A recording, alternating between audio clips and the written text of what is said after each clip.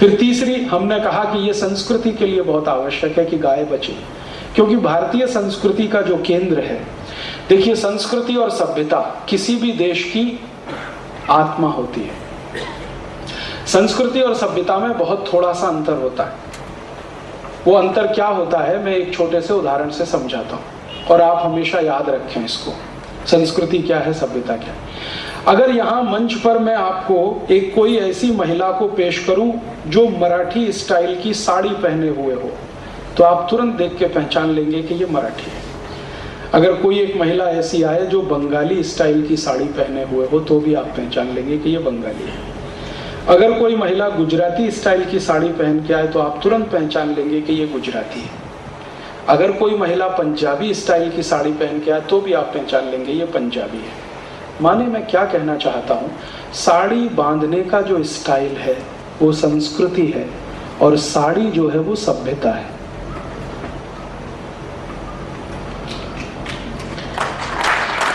साड़ी को बांधने के जो अलग अलग तरीके हैं उसी को संस्कृति कहते हैं, और जो एक चीज कॉमन है सब में वो साड़ी है, उसको सभ्यता कहते हैं। तो भारतीय सभ्यता और संस्कृति के केंद्र में गाय है। क्यों? हर सभ्यता के केंद्र में अर्थव्यवस्था होती है, और हर अर्थव्यवस्था को चलाने के तरीके से संस्कृति निरूपित होती है। हमारे भारत में एक बड़े महान व्यक्ति हो गए, उनका नाम था चाणक्य।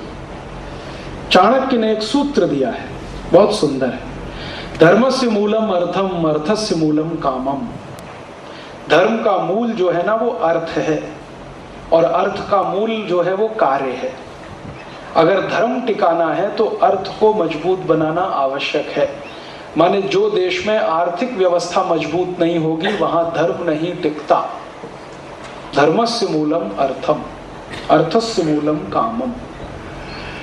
और उन्होंने ये परिभाषा किस लिए दी? धर्म अर्थ काम मोक्ष जो हमारी संस्कृति का केंद्र है उसको समझाने के लिए ये उन्होंने परिभाषा दी। तो भारत में अर्थव्यवस्था कहां से चलती है? धर्म चलाना हो तो अर्थव्यवस्था मजबूत होनी चाहिए। अर्थव्यवस्था मजबूत तभी होगी जब भारत की खेती और शेतकरी मजबूत हो, क्योंकि हमारी अर्थव्यवस्था का 77% हिस्सा खेती से जुड़ा हुआ है, और खेती की सबसे ज्यादा मजबूती गाय के शेन और गोमूत्र से जुड़ी हुई है। यूरिया डीएपी तो छेपक के रूप में आया है। यूरिया डीएपी हमारी खेती का आधार नहीं है, कभी भी नहीं रहा।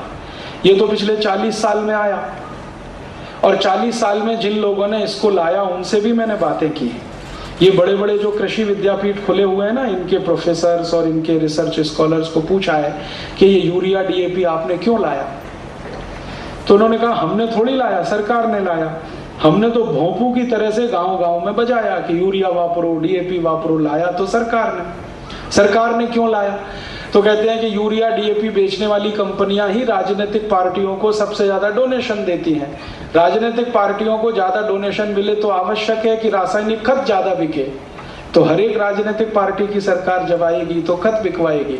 खत बिकवाने के लिए कृषि विद्यापीठ के प्रोफेसरों को भोंपू की तरह से इस्तेमाल करेगी। वही हो रहा है। हर एक प्रोफेसर कहता है यूरिया वापरो, डीएपी वापरो, और मजे की बात है कि वो प्रोफेसर अपने क्षेत्र में नहीं वापरता उसको। हाँ, अपने क्षेत्र में नहीं डालेगा यूरिया डीएपी सुपर। कोई शेतकरी आएगा उसको बताएगा यूरिया डालो, डीएपी डालो। हमारे भारत देश में ग्रीन रिवॉल्यूशन के जो जनक माने जाते हैं ना, एमएस स्वामीनाथन, उनका घर में देखने गया एक बार, तो उनके खेत में आज तक यूरिया नहीं डाला, लेकिन सबको पूरे देश में यूरिया डलवाया। अब स्वामीनाथन साहब कहते हैं कि मुझसे बहुत बड़ी भूल हुई, चूक हुई। एक दिन मैंने पूछा क्यों? तो उनका बात ऐसी है कि उस समय मैं सरकार की पगार खाता था, इसलिए जो सरकार कहे वही कहता था। अभी मैं रिटायर हो गया हूं, तो अब मैं वो कहता हूं जो सच है। और आपको माहिती है कि एमएस स्वामीनाथन इस समय महाराष्ट्र सरकार की ऑर्गेनिक फार्मिंग कमेटी के चेयरमैन है। ऑर्गेनिक फार्मिंग कमेटी, सेंद्रीय खेती करने वाला जो कमीशन है उसके चेयरमैन है। थोड़े समय पहले तक यही सबसे ज्यादा यूरिया डीएपी सुपर फॉस्फेट डालो ऐसा बोलते थे। यूरिया डीएपी सुपर फॉस्फेट एक बहुत बड़ा होक्स है। वो होक्स क्या है? खेत में जितना भी यूरिया डालो वो कभी काम में नहीं आता, कभी नहीं काम में आता। कारण क्या है कि यूरिया की किसी भी पीक को जरूरत ही नहीं है, काम में कैसे आए? तो आप बोलेंगे जी यूरिया से तो भोजन बनता है, भोजन तो पीक को चाहिए, पौधे को चाहिए। पौधे का भोजन यूरिया से नहीं बनता है, पौधे का भोजन सूर्य के प्रकाश से बनता है। विज्ञान की एक क्रिया है फोटोसिंथेसिस, प्रकाश संश्लेषण की क्रिया है। उसमें हर पौधा सूर्य के प्रकाश को शोषित करके अपना भोजन स्वयं तैयार करता है। उसमें यूरिया की कोई भूमिका नहीं, क्योंकि वो तो माटी में डलता है। माटी से पौधा क्या लेता है? माइक्रो न्यूट्रिएंट्स लेता है और पानी लेता है, और भोजन तो पौधा सूर्य के प्रकाश से बनाता है। और सामान्य रूप से शेतकरी जब यूरिया डालते हैं तो वो कब डालते हैं?